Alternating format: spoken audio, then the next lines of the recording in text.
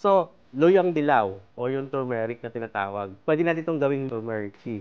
So, talupan natin to.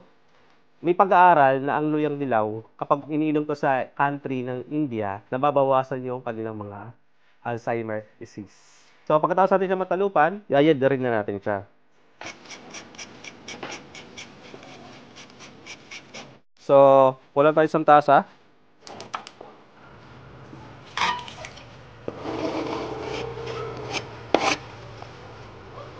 Pakulo lang natin ito ng mga 5 minutes. After 5 minutes, pwede na. Yan. Bago. Okay, kunin na natin. At syempre, lagay na natin sa ating tasa.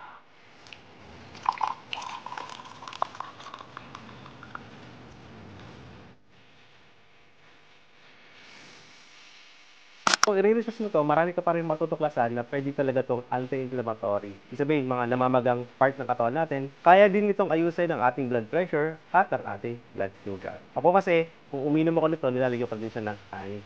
Pero, optional lang sa'yo kung gusto mong walang honey, no? So, ito talaga yung pure turmeric tea. Purong-purong turmeric lang siya. Ayun, sarap niya. For more herbal tips, follow for more.